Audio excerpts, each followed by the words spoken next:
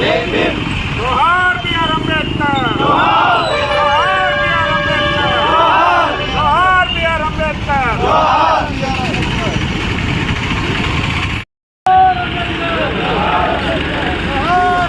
समय स्टेप ಬಗ್ಗೆ जोहार अंबेडकर, जोहार अंबेडकर, जोहार बी.आर. अंबेडकर, जोहार बी.आर. अंबेडकर, जोहार बी.आर. अंबेडकर, जोहार बी.आर. अंबेडकर, जोहार बी.आर. अंबेडकर।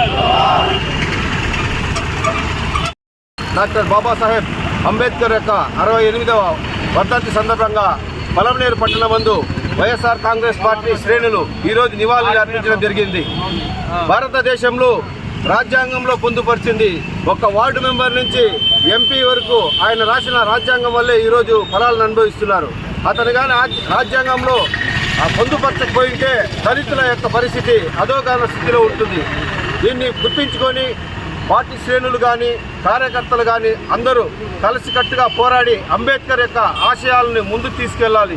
అంబేద్కర్ ఏ ఒక్క దళితులకో ఓ యొక్క ఎస్సీకో ఎస్టీకో నాయకుడు కాదు. అతను బీసీలకి ఓసీలకి అసలు 8 గంటల పని విధానాన్ని రూపొందించిందే ఆయన. అదేవిధంగా స్త్రీలకు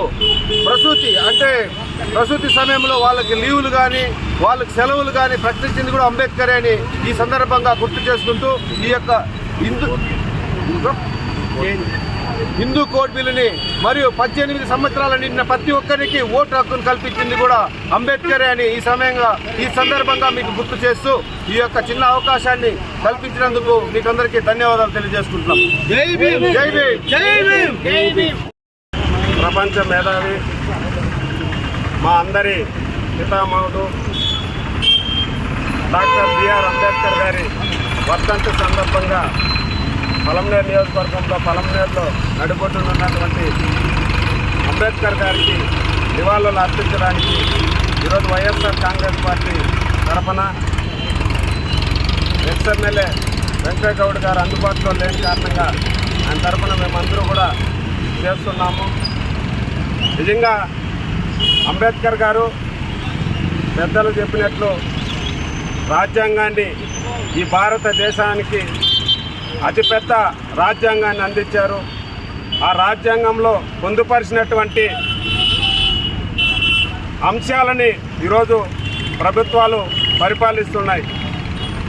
నిజంగా ఇప్పుడు ఉన్నటువంటి కూటమి ప్రభుత్వాలైతే పూర్తిగా రాజ్యాంగాన్ని తుంగలో దొక్కి అంబేద్కర్ గారి ఆశయాల్ని కనుమరుగు చేస్తూ ఈరోజు కోర్టులను అడ్డం పెట్టుకొని దళిత వర్గాల్ని చిన్నాభిన్నం చేస్తూ రాజ్యాంగాన్ని కనుమరుగు చేసే కుట్రలో భాగంగా ఈరోజు ప్రభుత్వాలు నడుపుతున్నారు. ఖచ్చితంగా దళిత వర్గాలందరూ కూడా ఏకమవుతాం. ఈ భారత రాజ్యాంగాన్ని అంబేద్కర్ ఆశయాల్ని కాపాడుకోవడానికే కాదు, ఆయన రాజ్యాంగాన్ని పరిపాలన దిశగా ముందుకు తీసుకెళ్లడానికి కూడా మేమందరూ కూడా కలిసి పోరాడతాం. వైఎస్ఆర్ కాంగ్రెస్ పార్టీ నిరంతరం శ్రమిస్తుంది. అంబేద్కర్ గారి వర్ధంతిని కూడా కొంతమంది విస్మరిస్తే కూడా మేము ఎప్పటికీ ఆయన్ని విస్మరించే ప్రసక్తే లేదు.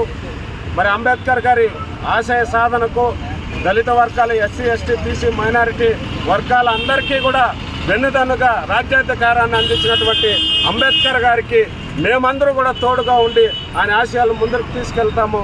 ఆయన ఆశయాలు తుంగలో తొక్కేటువంటి ప్రభుత్వాల్ని ఎంత పెద్ద నాయకులైనా వాళ్ళకి ప్రజలు బుద్ధి చెప్పి ఇంటికి పంపించే రోజులు దగ్గర పడ్డాయి.